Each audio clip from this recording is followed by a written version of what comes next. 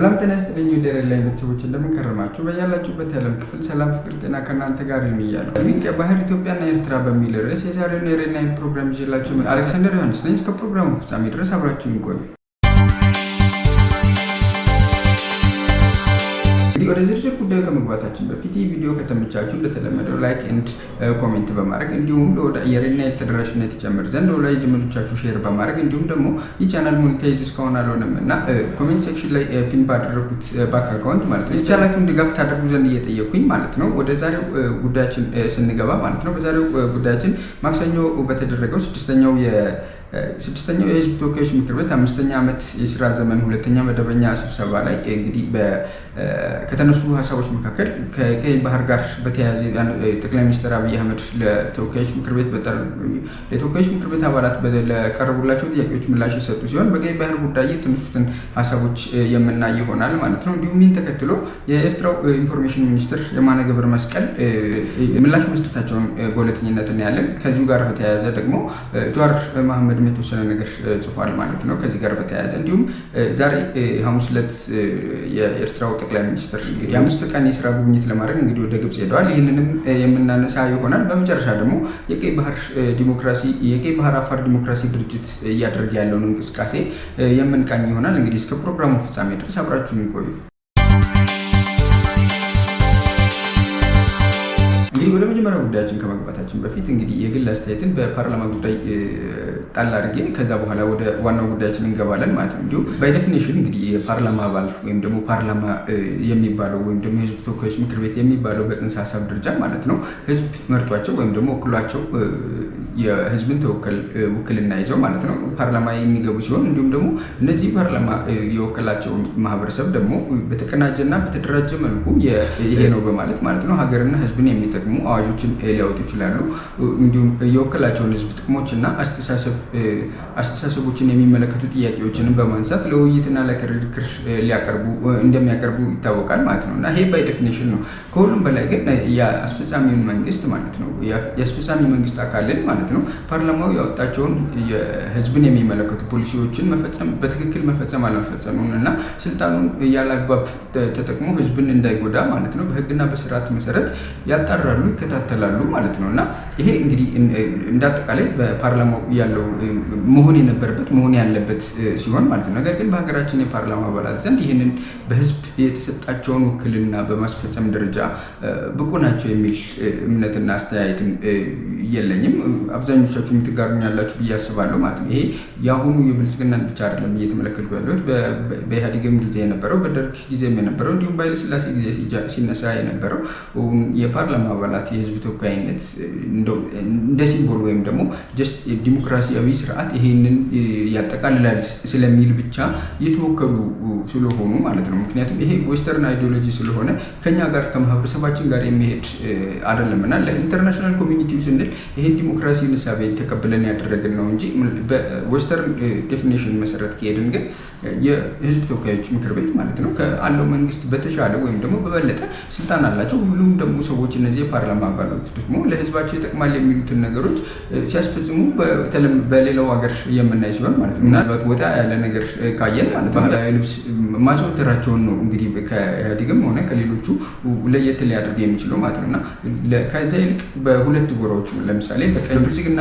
ፓርቲ ተመርጠው ወይም ደግሞ የብልጽግናን ፓርቲ ወክለው የገቡ የፓርላማ አባላት እንዲሁም ደግሞ በተቃራኒው ደግሞ ተቃዋሚ ወይም ደግሞ ተቃራኒውን አይዲዮሎጂ ወይም ደግሞ ስፍራ የያዙት የሚቃወሙ ሰዎች አካላት አሉና የህዝብን ጥቅምና ፍላጎት ከማስፈጸም ይልቅ ማለት ነው ሁለቱ አካላት ወይም ደግሞ ቡድኖች እርስ በርስ አንዱን ለአንዱ ነጥብ የማስጣል አይነት ሁኔታ ነው የሚታየው ማለት ነው እና የሚያነሷቸውም ጥያቄዎች የገዢው መንግስት አባላት ከሆኑ ማለት ነው ጀስት የገዢው መንግስት የሚሰራቸውን ነገሮች መልሶ ናሬት ማድረግ ወይም ደግሞ ማስተጋባት ነው የሚሆነው። በተቃራኒው ደግሞ ተቃዋሚ የምትሏቸው ደግሞ ሰዎች ማለት ነው እያንዳንዱን ችግር ወይም ደግሞ እያንዳንዱን ነገር መንግስትን ነጥብ ለማስጣት የሚጠቀሙበት አይነት ነገር ነው እንጂ ሁለቱም በጋራ አክቲቭ ሆነው የሀገርንና ህዝብን የሚጠቅም ናሽናል ኢንተረስትን የሚያስቀድም ፓርቲንና ሀገርን የሚለይ አይነት እንቅስቃሴ ሲያደርጉ አናይም ማለት ነው። ስለዚህ አሁን ለምሳሌ በሰሞኑ ወይም ከዚህ በፊትም በነበረው ካያችሁ የብልጽግና ፓርቲ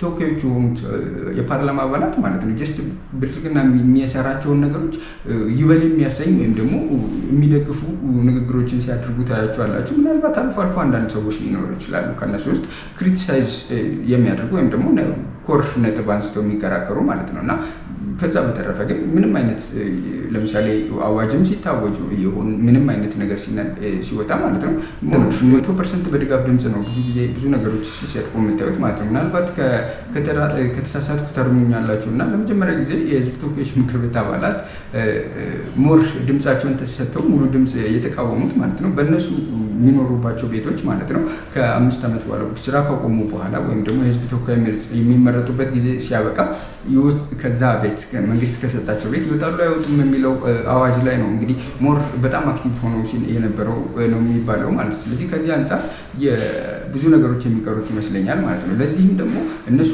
ለምሳሌ ከግማሽ በላይ የሚሆነው ለምሳሌ የብልጽግና ፓርቲ ያለበት ማህበረሰብ ነው እና እነሱ ትክክለኛ ጥያቄ ወይም ደግሞ የህዝቡ መሬት ላይ የወረደ ትክክለኛ ጥያቄ አለማንሳታቸው፣ አለማውራታቸው፣ አለመከራከራቸው ማለት ነው ለምሳሌ እንደ ዶክተር ደሳለኝ ጫኔ ያሉ ሰዎች ማለት ነው ሙሉ ጊዜውን ወይም ደግሞ የሚዲያ ሽፋንን አግኝተው ሲውሉ ታያቸዋላችሁ ማለት ነው። ምክንያቱም ለየት ያለ ነገር ወይዘር ኢት ኢዝ ፖዚቲቭ ኦር ኔጌቲቭ ማለት ነው ግን ከሌላው ለየት ያለ ነገር ያነሱት እነዚህ ጥቂት የሚባሉ ሰዎች ብቻ መሆናቸው ነው ማለት። ስለዚህ ኖቶኒ የራሳቸውን ፓርቲ ብልጽግናን ሞር ነጥብ ማስጣላቸው ብቻ ሳይሆን ማለት ነው እነሱ የብልጽግና ፓርቲ ወይም ደግሞ የፓርላማ አባላት በሚገባው ልክ አክቲቭ አለመሆናቸው ማለት ነው ለእነዚህኞቹ በር የከፈተላቸው አይነት ነገር ሆኖ ስላገኘሁት ነው እንግዲህ ይህንን ምናልባት እንደ ትዝብት ያነሳሁት ማለት ነው።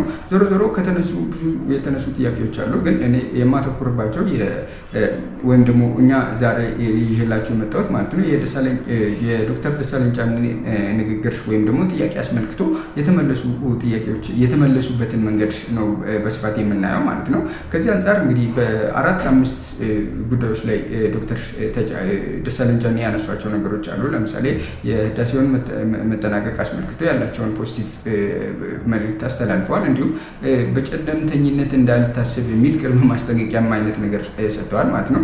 ከዛ በተረፈ ግን 3 ነጥቦች ላይ ያተኩረዋል ማለት ነው። በሰብአዊ መብት ዙሪያ፣ በኢኮኖሚ እና የኑሮ ውድነት ዙሪያ እንዲሁም ደግሞ ቀይ ባህር ጉዳይን ከገዢው መንግስትን የኢንተርናል ፖለቲክስን ለማለዘብ ወይም ደግሞ ኢንተርናል ፖለቲክሱን ለማስረሳት ነው እየተጠቀመበት ያለው የሚል አይነት ጥያቄን አንስተዋል እና ከኤርትራ ጋር ያለው ጉዳይ ኖርማሊ ከዛ ይልቅ ወይም ደግሞ የቀይ ባህር ወይም የአሰብ የወደብ ጉዳይ ማለት ነው የኤክስተርናል ኢሹ አድርገው በማሰብ ማለት ነው ከዚያ ይልቅ ግን ኢንተርናሊ የተፈጠሩ የሰላም ማጣት እና የደህንነት ማጣት ችግሮች መቅደም አለባቸው ወይ መቅደም የለባቸውም የሚል ጥያቄዎችን አንስተዋል ማለት ነው። እንግዲህ እሳቸው ያነሷቸው ብዙ ነገሮች ይኖራሉ። እንግዲህ አብዛኞቻችሁ ለመቀባበል ተሞክሯል ማለት ነው።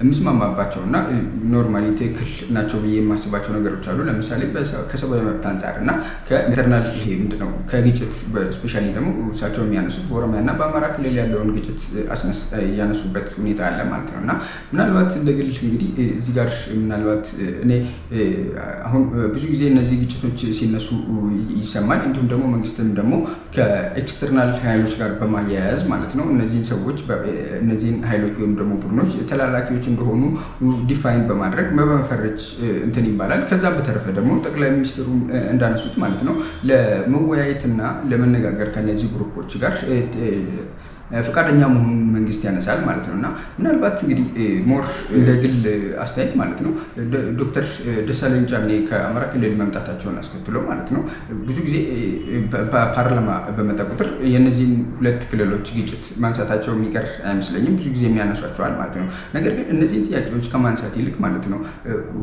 አሁን ለምሳሌ በዚህኛው የ6ኛው ተወካዮች ምክር ቤት ጉባኤ ላይ ጠቅላይ ሚኒስትሩ ለመወያየት መንግስታቸው ሙሉ ዝግጁ መሆኑን ተናግረዋል ማለት ነው። ዋይኖት ዴር ለምን አያደርጓቸውም የሚል ሂሳቤ ማለት ለምሳሌ በራሳቸው ተነሳሽነት ፐብሊክ የሆነ ማለት ነው ለህዝብ ይፋ በሆነ መንገድ የድርድር መንገድ በማዘጋጀት ወይም ደግሞ የድርድር ትግበራ ፖይንቶችን በማውጣት ፕሮፖዛል በማድረግ ማለት ነው ይኸው እኛ ይሄንን አቅርበናል፣ እናንተ ደግሞ ከዚህ በፊት ቃላችሁን በሰጣችሁን መሰረት ለመወያየት ዝግጁ ናችሁ የሚል አይነት ቻሌንጅ ለምን እንደማያቀርቡ አይገባኝም። ጀስት ይሄንን ጥያቄ ተደጋጋሚ መጠየቁ ማለት ነው ቅድም እንዳልኩት ነጥብ ከማስቆጠር በዘለለ ማለት ነው የሚሰጠው ፋይዳ የለም ማለት ነው። ነገር ግን ተግባራዊ የሆነ ስራ ቢሰሩ ማለት ነው አንደኛ የራሳቸው ሪኮግኒሽን አለ፣ የመጡበትን ክልል ሰላምና ጸጥታ ለማስጠበቅ ወይም ደግሞ ለማስፈን ማለት ነው የራሳቸውን ፕሮፖዛል አቅርበዋል። ነገር ግን ይሄ ፕሮፖዛል በመንግስት ነኝ በሚለው ወይም ደግሞ በብልጽግና ፓርቲ መጀመሪያውኑ ለመደራደር ለመወያየት ዝግጁ ነኝ ቢልም ማለት ነው ቃሉን አክብሯል አላከበረም የሚለውን ተግባራዊ እይታ ማለት ነው ራሱ ህዝቡ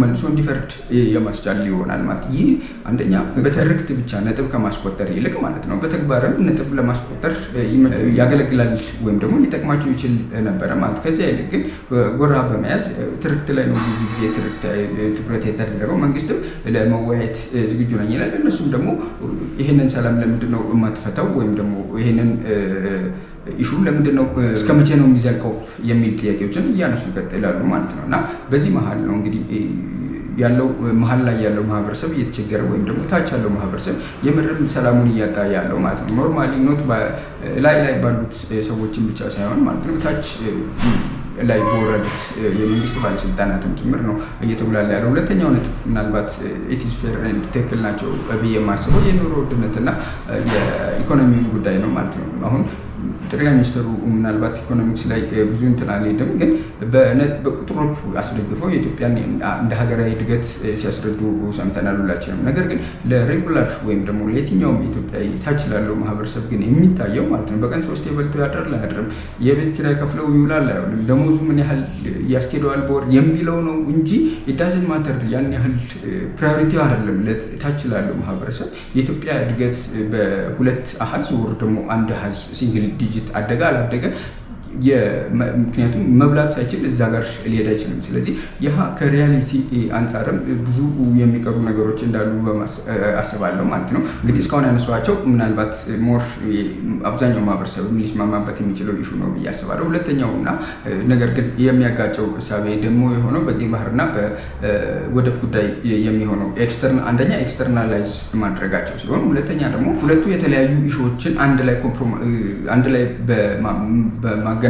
ማገናኘታቸው ላይ ነው ችግር የሚፈጠረው። ምክንያቱም ኢንተርናል ኢሹ ሌላ ነው፣ ኤክስተርናል ኢሹ ሌላ ነው። ፕራዮሪቲ ልትሰጠው የምትችል ሲሆን እኩል ማስኬድም የሚቻልበት አጋጣሚ ነው። ሁለተኛው ጠቅላይ ሚኒስትሩም እንዳነሱት ከዚህ በፊት ወይም ደግሞ 1991ዎቹ አካባቢ የኤርትራን ጥያቄ ከቀኝ ግዛት ጋር በማያያዝ የሚቀበሉት አይነት ትርክት ነው የሚመስለው ያሉትን ነገር ማለት ነው ለእኔ ያስኬዳል ብዬ አስባለሁ ማለት ነው። ለምሳሌ ይህንን ትንሽ ሰፋ አድርገን ስናየው ማለት ነው ይሄ ምናልባት የኤርትራ የቀኝ ግዛት ጋር የሚያያዝበት ኢሹ ምናልባት ጽንስሱ የተመሰረተው ብዬ የማስበው ማለት ነው የተማሪዎች ንቅናቄ ከጀመረው ሙቭመንት ጋር ይመስለኛል፣ ወይም ደግሞ ከዛ በኋላ የመጣ ሞር በተደራጀ መልኩ ማለት ነው። እና ለምሳሌ የተማሪዎች ንቅናቄ መጀመሪያው ወይም ደግሞ ጂኒየን እሳቤውን አጀማመሩን ስታዩት ማለት ነው ሞር የህዝቡን ጥያቄ መሰረት አድርጎ የተነሳ ነው። ወይዘር የሰልፍ ዲተርሚኔሽንም ሆነ መሬት ላራሹንም ጥያቄዎች ብታዩ ማለት ነው የኢትዮጵያን ህዝብ ማህበራዊ እና ኢኮኖሚያዊ ችግሮችን ከመፍታት አንጻር ወይም ደግሞ እነዛ ላይ ትኩረት ያደረገ ሆኖ ነበር የነበረው አነሳሱ ማለት ነው። ኋላ ላይ ግን ከአይዲዮሎጂካል ጋር በመያያዙ ማለት ነው ሞር ይሄ አይዲዮሎጂካል ማርክሲስት ሌኒኒስት የሚለው አይዲዮሎጂ ማለት ነው ብሔር ተኮር ፖለቲካ ላይ አሁን ላይ የተዘፈቅንበት ብሔር ተኮር ፖለቲካ ማለት ነው የመሰረት ድንጋይ እየጣለ ነው ብዬ አስባለሁ ማለት ነው። ምክንያቱም ምንም እንኳን ማርክሲስት ሌኒኒስት የሚባለው እሳቤ ማለት ነው በመላው ግሎባል ሳውዝ ሀገራት ማለት ነው ከአውሮፓ ሀገራት ነፃ ለመውጣት ማለት ነው ከቀኝ ግዛት ነፃ ለመውጣት ትልቅ ሞቲቬሽን እና ስትራቴጂክ የሆነ ድጋፍን እንዳደረገላቸው ቢታወቅም ማለት ነው ከነዚህ መካከል ለምሳሌ የሰልፍ ዲተርሚኔሽን ኤንድ ናሽናል ኮሄሽን የሚባሉት ከአውሮፓ ኢምፔሪያሊዝም ጋር በማገናኘት ነው እንግዲህ ከቀኝ ግዛት ነፃ ለመውጣት አብዛኛው ግሎባል ሳውዝ ካንትሪዎች የተጠቀሙት ማለት ነው። ነገር ግን እነዚህ ሀገራት ላይ አብዛኛውን የአፍሪካንም ሀገር ብታዩት እና ሶሻሊዝም ኤንድ ኮሚኒዝም የሚከተሉትን የአውሮፓም የኤዥያም ሀገራትን ብትመለከቱ ማለት ነው በጊዜው ይሄ አይዲዮሎጂ ሰርቶላቸው ስለነበረ ሀገራቸውን ነፃ ለመውጣት ተጠቅመውበታል። ነገር ግን ደግሞ አብሮት ደግሞ የሚመጡ ነገሮች አሉ። ሁለተኛው ደግሞ ይሄ ራሱ መፍትሄ ማለት ነው ኢትዮጵያን ኮንቴክስት ላይ ስትወስዱት ይሰራል አይሰራም፣ በምንስ አይነት መልኩ ነው ኢትዮጵያ ላይ ሊተከበር የሚገባው የነበረው የሚለውን ነገር ማለት ነው ችግሮች እንደነበሩ ወይም ደግሞ ውዝግቦች እንደነበሩም ደግሞ ማሳያ ነው ማለት ነው። ለምሳሌ ወደ ኤርትራ ስንመለስ ማለት ነው የተማሪዎች ንቅናቄ በራሱ ግራ መጋባትና እርስ በርሱ የሚጋጠረን ግንዛቤ እንዳለው ማሳያ የሚሆነው ማለት ነው ግማሽ በላይ የሚሆነው ልክ እንደ ሌሎች ብሔሮች ማለት ነው የኤርትራም ጥያቄ ራስን በራስ የማስተዳደር ጥያቄ ነው የሚል ሲሆን ማለት ነው። እንዲሁም የተቀሩ በተለይ ደግሞ ከኤርትራ የመጡት የነበሩት ደግሞ ንቅናቄው ኤርትራን እንደ አንድ ነፃ ለመውጣት እንደ ሀገር ነፃ ለመውጣት የታሰበ ነው ይላል። ለምሳሌ አሁን የተማሪዎቹ ንቅናቄ ወይም ደግሞ ኤርትራን እንደ ብሔር ነው እንግዲህ ሰልፍ ዲተርሚኔሽን ያስፈልጋል ያለው ማለት ነው። ዲፍረንሱ ግን ምንድነው? እነዚህ ብሔረሰቦች ወይም ደግሞ የብሔረሰቦች ጭቆና አለ እና እነዚህ ብሔረሰቦች የራሳቸውን ድል በራሳቸው የመወሰን መብት ሊኖራቸው ይገባል ሲል ኦኬ ማጆሪቲው ብሔሮች ተኮር ስለሆነ ሊሰራ ይችላል። ነገር ግን ኤርትራ እንደ ብሔር አይደለም መታሰብ የነበረባት በጊዜው ማለት ነው። ኤርትራ እንደ ክፍለ ሀገር ወይም ደግሞ እንደ አንድ ቀጠና ወይም ደግሞ እንደ ራስ ገዝ ኤሪያ ነው የምታስበው ማለት። ስለዚህ በብሔርና በክልል ወይም ደግሞ በስቴት መካከል የነበረው ዲፍረንስን ግራ ሲያጋቡት ይገኛሉ። ያ ደግሞ ግራ መጋባት ማለት ነው ሁለቱም ሳይዶች ለሚፈልጉት ናሬቲቭ ሲጠቀሙበት ታይቷል ኋላ ላይ ማለት ነው። ወላ ቲፒኤልኤፍን ብትሉ ኋላ ላይ የምጣበታለሁ ማለት ነው። እና ከዚህ አንጻር ካየነው እና ይሄ የተማሪዎች ንቅናቄ ከወለዳቸው እንቅስቃሴዎች መካከል እንግዲህ ኢፒአርፒ አንዱ ነው ማለት ነው። እና ይህንን አስመልክቶ እንግዲህ እነሱ በኤርትራ በኩል ማለት ነው ከሰልፍ ዲተርሚኔሽን የኤርትራ ህዝብ እንደ ህዝብ የራሱን እድል በራሱ እንደሚወስን ቢያምኑ ኢፒአርፒን ኢህአፓንም ኤምኤሶንም ምንም በተመለከተ ነው እንግዲህ ይሄ ሳቢያ ያለው ማለት ነው። ነገር ግን በተቃራኒው ቲፒኤልኤፍ እና ኢፒኤልኤፍ ደግሞ ማለት ነው ተቃራኒ አይነት ሳቢያ ያላቸው ማለት ነው። ይህንን አስመልክቶ ዶክተር አረጋይ በርሄ በዚህ ጉዳይ የጻፉትን ነገር ስናይ for TPLF its relationship with the EPRF was thus much more important as the latter claimed to represent the whole Ethiopia and when compared with the EPRP at that time, 1975 and 76, the TPLF was just a small ethno-nationalist movement with few followers. However, there were some sticking political problems for both the TPLF and EPRP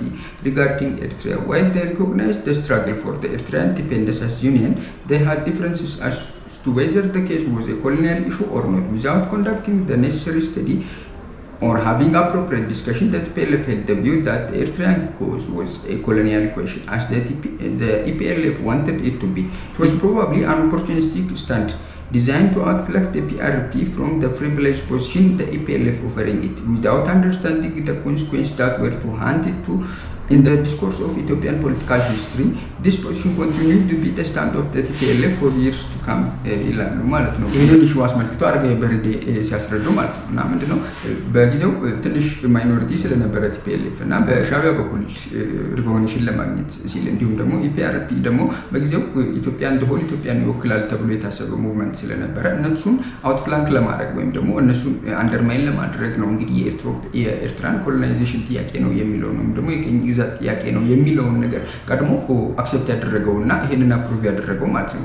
በተቃራኒ በኩል ደግሞ እንዲሁም በዚህ ምክንያት ትግራይ አካባቢ እንግዲህ ሁለቱ ከኢፒአርፒ ከሻዕቢያም እንዲሁም ደግሞ በተለያየ ጊዜ ከቲፒኤልኤፍ ጋር ጦርነት ገጥሞ ግጭት ነበረው። ስለዚህ የኢፒአርፒ ሙቭመንት ያን ያህል ብዙ ያልዘለቀ ምክንያቱም በሁለቱም በኩል የነበረው ግጭት ስለነበረ ማለት ነውና ይሄ ኮሎኒያል ኢሹ ቲፒኤልኤፍ የተጠቀመበት ዋናው ምክንያት ማለት ነው በእነዚህን ቀድሞት የነበሩ እነዚህን ሶሻሊስቲክ የሆኑ ሙቭመንቶች ወይም ደግሞ ኢትዮጵያን እንደ ዩኒየኒስት አይነት ሀሳብ የነበራቸው ሙቭመንቶች ማለት ነው። በጊዜው ሻዕቢያ ፓወርፉል ስለነበረ ከነሱ ቀድሞ ይልቅ ማለት ነው የነዚህን ዩኒታ ለማግኘት ሲጠቀምበት ኢሹ ነው። ዞሮ ዞሮ ያሃ ሀሳቤና ማይንድ ወይም ደግሞ ኢፒአርፒን አንደርማይን ለማድረግ የፈለገበት ኢሹ ነው። እንግዲህ በኋላ ላይ የአሰብንም ጉዳይ በተመለከተ እርምጃ ቀድሞ እንዲወስድ ያስቻለው ወይም ደግሞ ያደረገው ጉዳይ ማለት ነው። እና ይሄ ኮሎኒያሊቲ ኢሹ ላይ ምናልባት የቀኝ ግዛት ኢሹ ነው አይደለም የሚለውን ደግሞ ሞር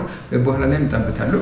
በተጨማሪ ሌላው እንግዲህ ጠቅላይ ሚኒስትሩ ካነሷቸው ሀሳቦች መካከል ማለት ነው ምናልባትም ለመጀመሪያ ጊዜ በህዝብ ለፐብሊክ ወይም ደግሞ ለህዝብ ይፋ የተደረጉ ነጥቦች ወይም ደግሞ በመንግስት ደረጃ ማለት ነው ነጥቦች ነበሩ። ለምሳሌ ኢትዮጵያ ኤርትራ ያኮረፈችበት ምክንያት በትክክልም የፕሪቶሪያ ስምምነት መሆኑን ማለት ነው። ይሄ ምናልባት በተለያዩ ሚዲያዎች በተለያዩ ሰዎች ሲገለጽ ቆይቶ ቢሆንም ማለት ነው እንዲህ በጠቅላይ ሚኒስትሩ ደረጃ ግን አክኖሌጅ ተደርጎ this is the reason አልተባለም ነበር። ይሄ ፎር ዘ ፈርስት ታይም የሆነበት ነው። ሁለተኛው ደግሞ አስመራ በሄዱበት ወቅት ብለው ያነሷቸው የአሰብን ወደብ እንዲሁም ደግሞ ከአሰብ ወደ ኢትዮጵያ መምጣት ወይም ደግሞ አሰብን ከኢትዮጵያ ጋር ከሚያገናኘው አስፋልት ስራ ጥገና ጋር በተያያዘ ያነሱት ኢሹ አለ።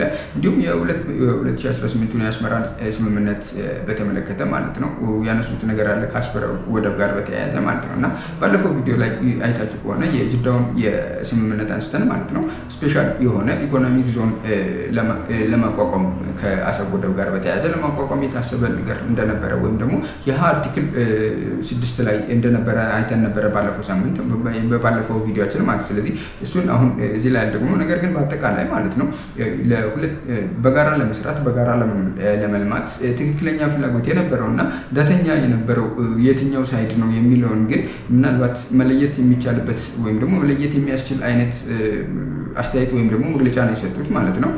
ሌላውና ዋናው ነጥብ እንግዲህ የቀይ ባህር እና ከአሰብ ጉዳይ ጋር ከጅምሩ ኢትዮጵያ በቀይ ባህር ጉዳይ ማለት ነው ህጋዊ፣ ታሪካዊ፣ መልካም ሌላውና ምናልባት ወሳኙ ነጥብ ብዬ የማስበው ማለት ነው የቀይ ባህርና ኤርትራ የአሰብን ጉዳይ ያነሱበት ሲሆን እንግዲህ እሳቸው ሲሉ ኢትዮጵያ በቀይ ባህር ጉዳይ ህጋዊ፣ ታሪካዊ፣ መልካም ምድራዊ እና ኢኮኖሚያዊ ጥያቄ የኢትዮጵያ በመሆኑ ማለት ነው እንዲሁም መሆኑን አጽንኦት ሰጥተው የተናገሩ ሲሆን ማለት ነው ኢትዮጵያ የቀይ ባህርን ያጣችበትን ውሳኔ ማለት ነው የማን ውሳኔ ወይም ደግሞ የትኛው አካል ውሳኔ እንደሆነ ጥያቄ በማንሳት ማለት ነው ይህንንም ምላሽ ለማግኘት ያደረጉት ጥረት እንደነበረና ነገር ግን የትኛውም ኢንስቲትዩሽን ኢትዮጵያ ውስጥ የነበረ ኢንስቲትዩሽን በተቋም ደረጃ ማለት ነው ይህንን ነገር ማግኘት እንዳልቻሉ ተናግረዋል ማለት ነው። ምናልባት በትርክት አንጻር እንግዲህ የሚታወቅ ነገር ቢኖርም የኢትዮጵያን የቀይ ባህር ለመመለስ እነዚህ አሁን እሳቸው ያነሷቸው ነጥቦች ማለት ነው ምናልባት ኖርማሊ ኖት ኦንሊ በዲስኮርስ ወይም ደግሞ በምላሽ ብቻ ሳይሆን ማለት ነው ምናልባት እነዚህ ዶክመንቶች የነበሩባቸው ክላሲፋይድ መሆን የሚችሉባቸው አጋጣሚዎች ካሉ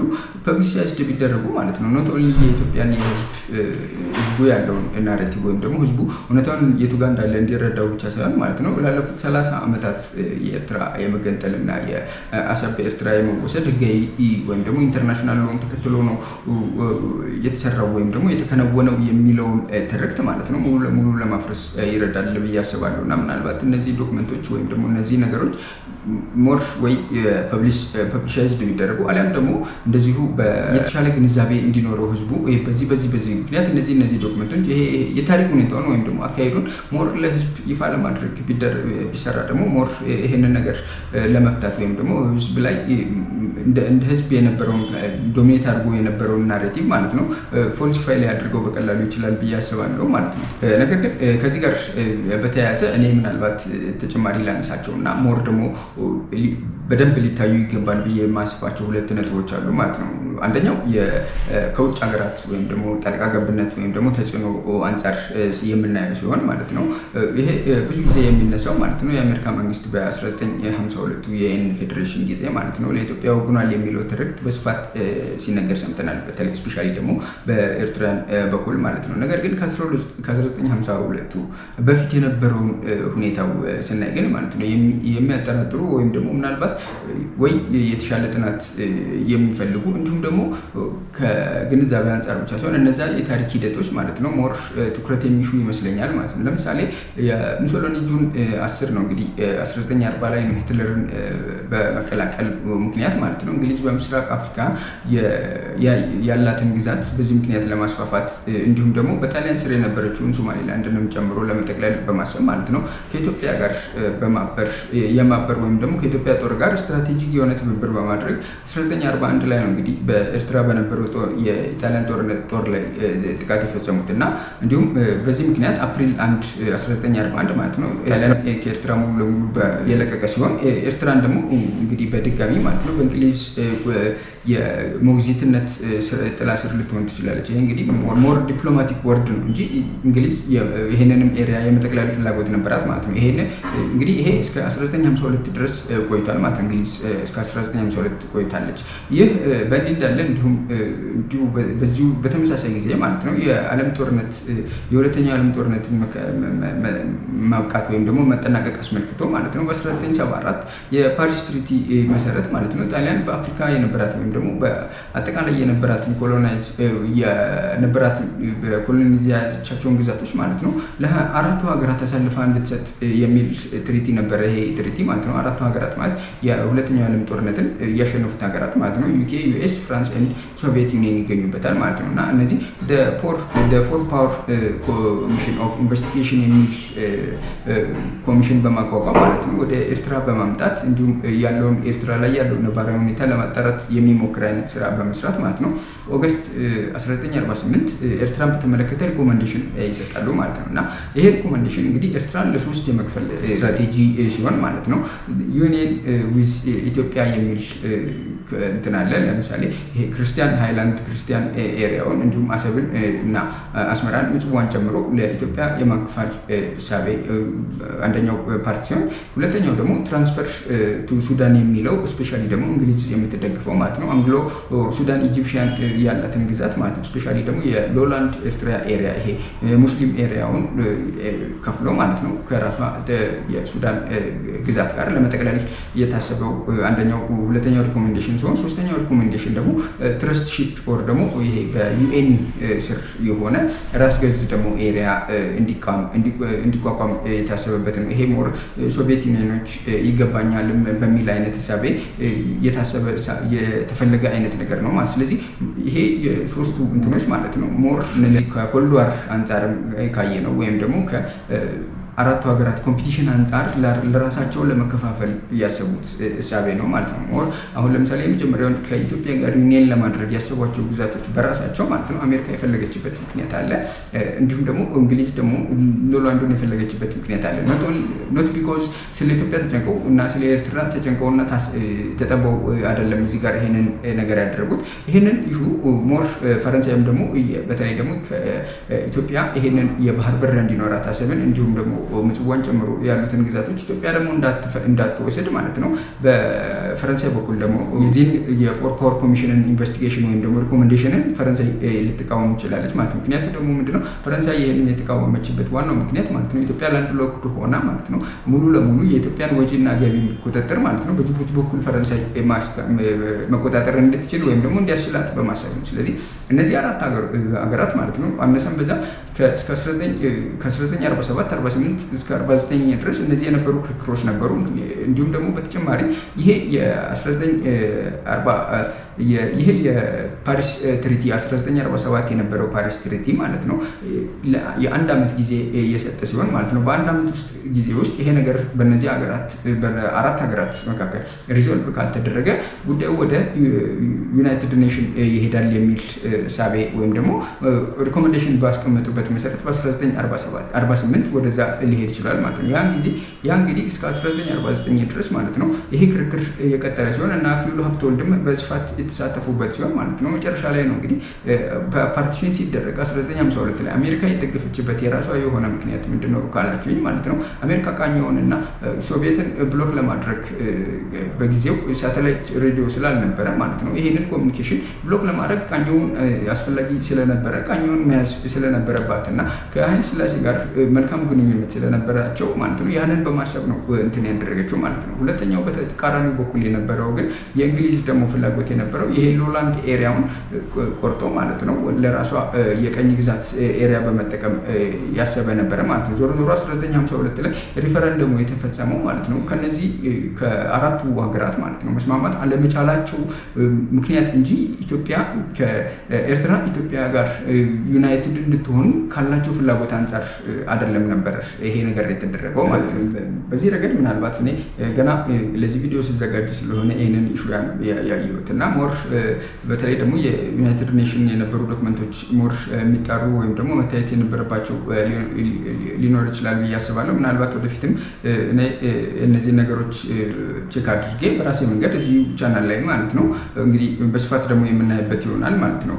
ሌላው ከውስጥ ክፍፍል አንጻር ደግሞ ካየ ነው ማለት ነው ለምሳሌ የኤርትራ የቀኝ ግዛት ጥያቄ ነው ወይስ አይደለም የሚለው መከራከሪያ ቀደም ያየ ነው ሲሆን ማለት ነው። ለምሳሌ መስፍን አርአያ በ1990 ጆርኒ ኦፍ ሞደርን አፍሪካን ስተዲስ ላይ ማለት ነው ኤርትራን ኩዌሽን አልተርኔቲቭ ቪው ፖይንት በሚል የሰራው ጆርናል ነበረ ማለት ነው እና እዚህ ጆርናል ላይ የኤርትራን የቀኝ ግዛት ጥያቄ ሲያነሳ ማለት ነው ጣሊያን የገዛችው ከጅምሩ የኢትዮጵያን ክፍል አካል ኢትዮጵያን እንደወረረች ወይም ደግሞ ኢትዮጵያን ለመወረር መታ ነው እንጂ ኤርትራን ፓርት ወይም ደግሞ የሰሜኑን ክፍል የያዘችው ማለት ነው ኢንዲፔንደንትሊ በጊዜው ኤርትራ እንደ ሀገር ቆጥራ ኤርትራን ለመወረር አይደለም ወይም ደግሞ ናሽናል እንደ አንድ ኔሽን ቆጥራ ኤርትራን ለመወረር አልነበረም የመጣችው ማለት። ስለዚህ ከ1941 በኋላ ተሸነፋ ጣሊያን ስትወጣ ማለት ነው ኖርማሊ የኢትዮጵያን ዋን ሳይድድ ወይም ደግሞ የተወሰነ ቦታን በመያዟ ምክንያት ማለት ነው ያንን ኢትዮጵያ ደግሞ በማሸነፏ ልትጠቀልለው የሚገባ ወይም ደግሞ የሰሜን ግዛቷን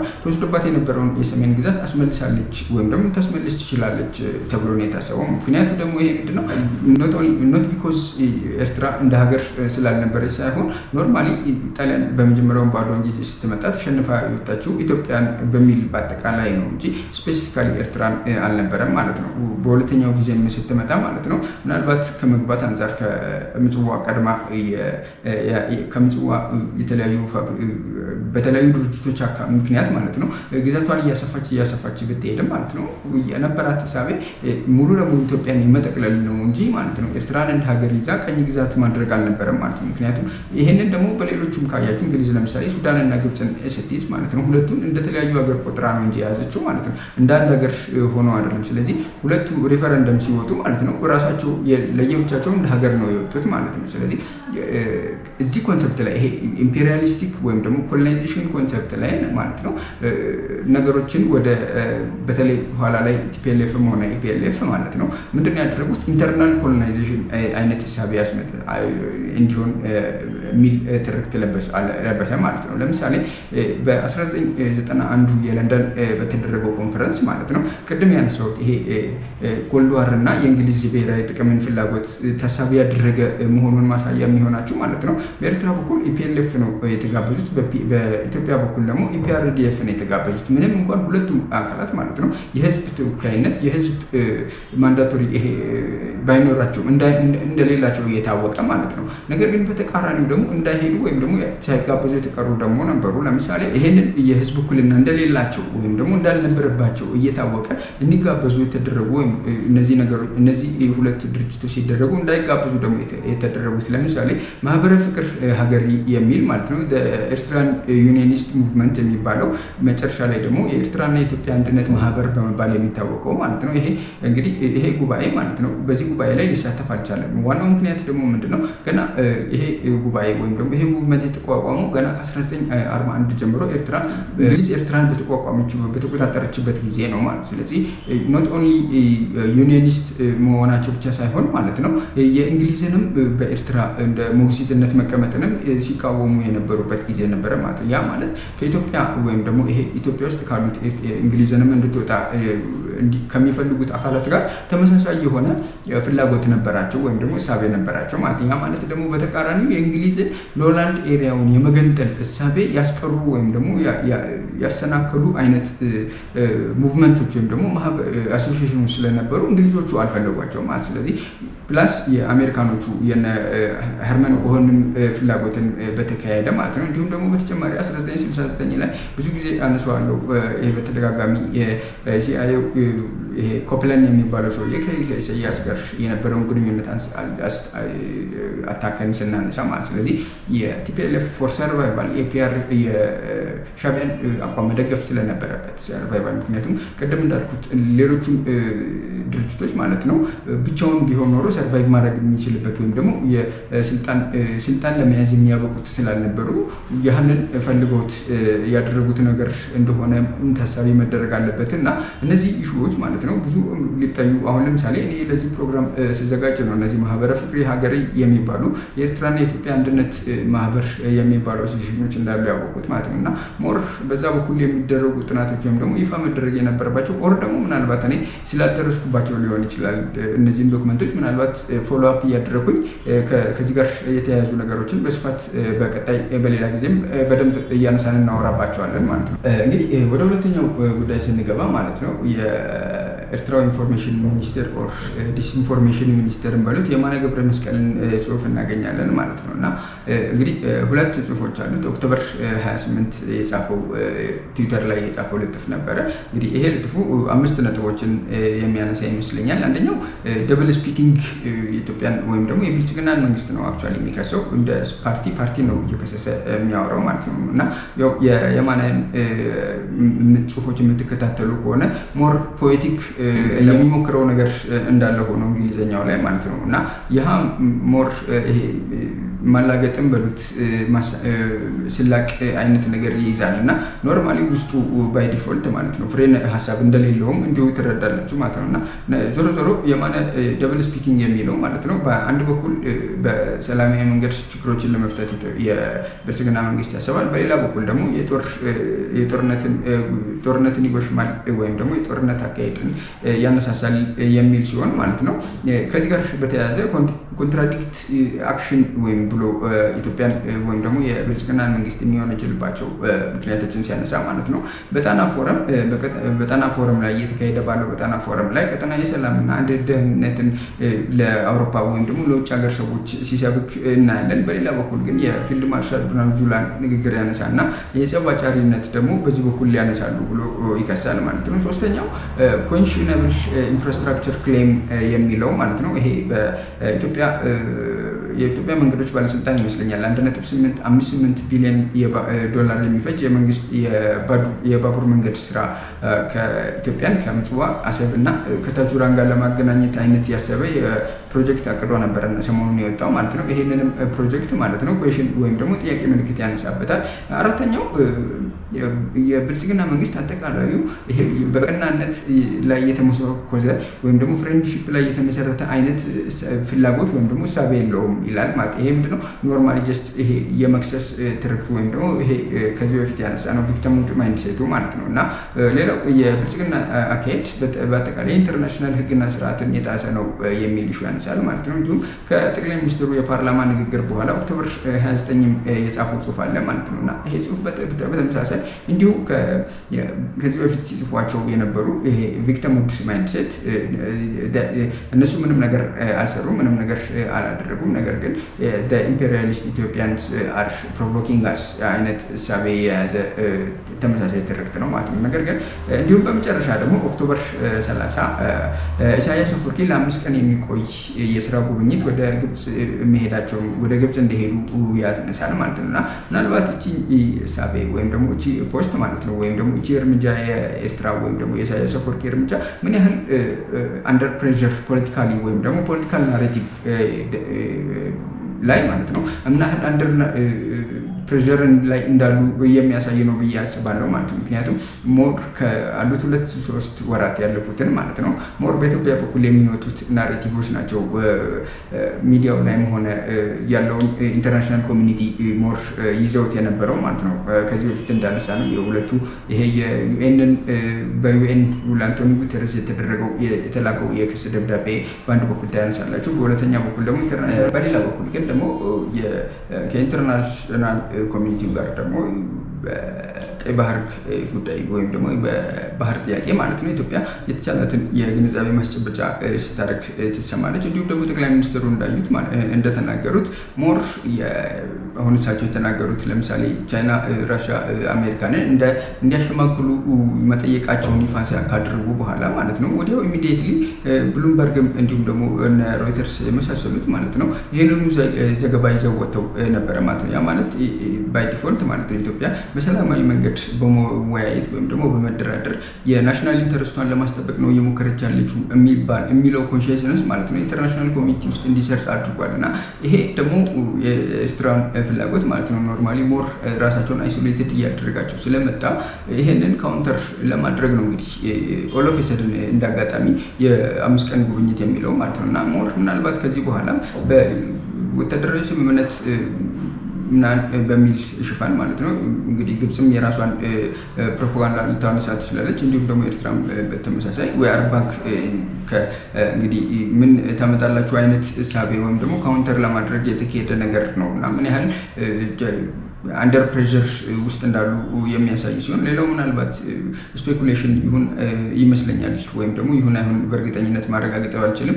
የጀነራል ፊሊጶስ ከሀገር መውጣት ምንም በእርግጠኝነት ወይም ደግሞ የተረጋገጠ ከሆነ ማለት ነው ምን ያህል ኢንተርናል ስፕሊት እንደተፈጠረም ደግሞ ሌላው ማሳያ ነው ብዬ አስባለሁ ማለት ነው። እና ነገር ግን ከየማነ ገብረ መስቀል ጋር ከመጣን ማለት ነው ስንመለስ የኦክቶበር 28ቱንም ሆነ 29 ፖስቱን ስናይ ማለት ነው ሞር እንደ የኢትዮጵያ መንግስት ያነሳቸው ክሶችን ነጥቦችን እንደ ኤርትራን መንግስት ወክሎ ማለት ነው ኖ የሚል ምላሽ ከመስጠት ይልቅ ማለት ነው ለምሳሌ የጦር መሳሪያ ማቀበልን ጠቅላይ ሚኒስትሩ አንስተዋል። የኢንተርናል ኮንፍሊክትን ለመፍጠር በቀጠናውም ሆነ በኢትዮጵያ ውስጥ ለመፍጠር የኤርትራ መንግስት እየሞከረ ያለውን ነገር አንስተዋል። እንዲሁም ደግሞ ኢቨን ከኢንተርናሽናል ኮሚኒቲ ጋር በአሰብ ጉዳይ ለመስራት ፈቃደኛ አለመሆኑ እንዳተኛ መሆኑን አንስተው ከሰዋል ማለት ነው። እና እነዚህ ክሶች እንግዲህ ትክክለኛ ወይም ደግሞ ጄኒን የሆነ እውነታ ኤርትራዎቹ ጋር ቢኖር ማለት ነው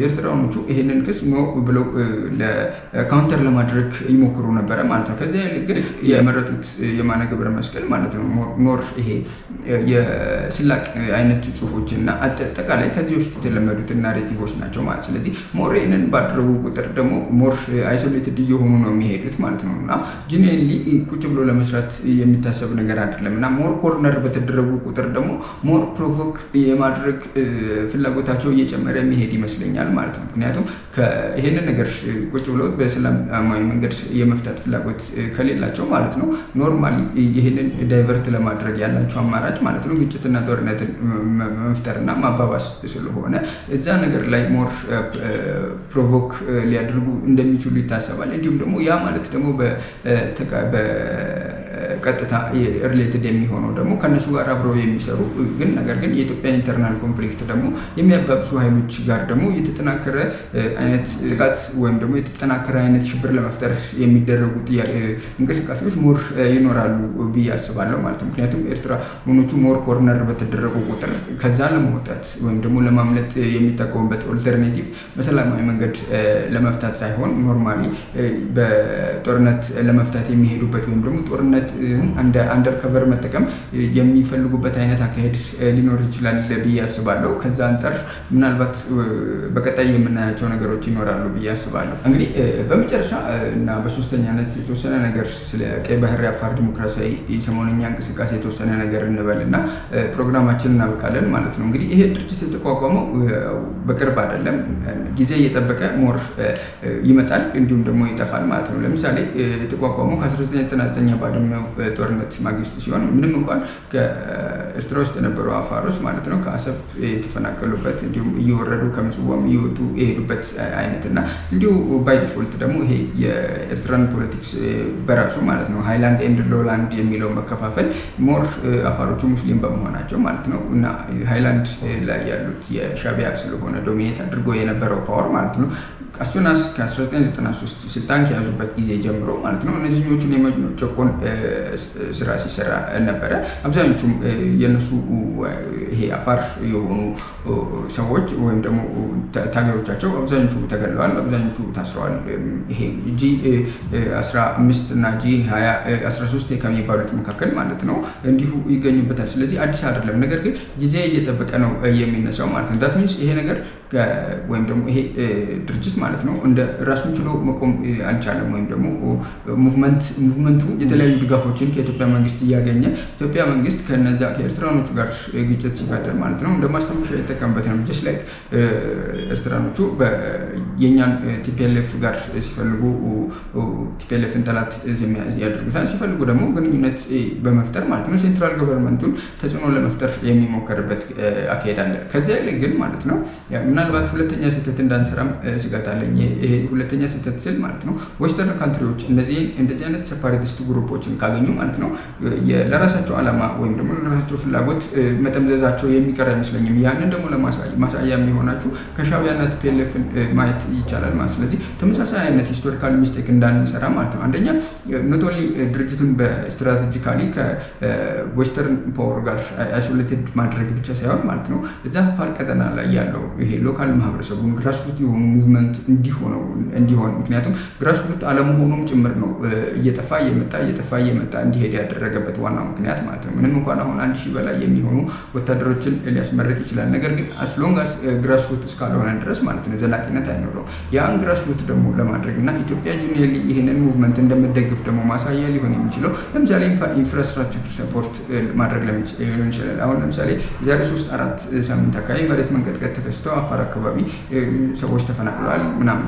ያንን እንዴት ነው ሰፖርት በኢንፍራስትራክቸር ሊሆን ይችላል፣ ኢኮኖሚክ ሰፖርት ማድረግ ሊሆን ይችላል፣ የተለያዩ ነገሮችን አፋር ውስጥ በመስራት እና በማድረግ ይሄንን ሙቭመንት ማለት ነው ግራስሩት ማድረግ አስፈላጊ የሚሆን ይመስለኛል ከዛ አንጻር ካላየ ነው በስተቀር እና ደግሞ ሞር ዌስተርን ገቨርንመንቶች ስፔሻሊ ደግሞ አሜሪካንስ ይሄንን ሙቭመንት ብሪቲሽ በተጨማሪ እንዲሁም ደግሞ ፈረንሳይ ጅቡቲዎችንም ስላሉ ማለት ነው ቢኮዝ አፋሮቹ አንድ ቦታ አይደለም ኮንሰንትሬት አድርገው ያሉት። ስለዚህ 3-4 ሀገር ስለሆነ ያሉት ማለት ነው ዲቫይድ ኤንድ ኮንከር አይነት ስትራቴጂ ወደ ዌስተርን ፓወርስ መጠቀማቸው የሚቀር ስላልሆነ ማለት ነው ይሄንን እንዴት አድርገን ነው ካውንተር ባላንስ ያደረግን መዝለቅ ያለብን መሄድ ያለብን የሚለው በትልቁ የሚታሰብበት ወይም ደግሞ ሊታሰብበት የሚገባ ጥያቄ ነው የሚል እንግዲህ ሀሳብና አስተያየት ስላለኝ እችን ለመጠቆም ያህል ነው። እንግዲህ ለዛሬ ያስኩላችሁ ከሞላ ጎደል ይሄንን ይመስላል። እንግዲህ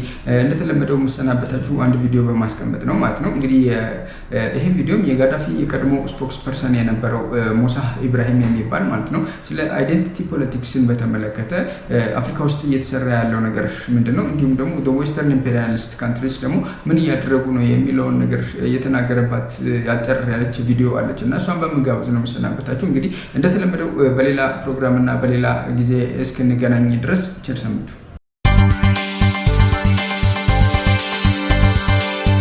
Who convinced us in Africa that the enemy is each other and not the system that keeps us all in chains? Across campuses, NGOs, and media platforms, identity politics imported straight from Western liberalism has replaced the politics of liberation. We argue about labels, pronouns, and representation, while imperialism extracts our minerals, dictates our currency, and designs our debt. The colonial master couldn't ask for a better distraction. Identity politics divides where the struggle demands unity. It replaces class consciousness with micro-identities and solidarity with self-display. This doesn't mean identity doesn't matter. It does, but it must serve the liberation of all, not fragment us into competing tribes of pain. Kwame Nkrumah of Ghana warned that neo-colonialism would come wrapped in new languages. Today, it speaks the language of inclusion while maintaining exclusion at the economic level. We must return to material politics, land, labor, power, production, because liberation isn't about who you are. It's about who controls what you need to survive.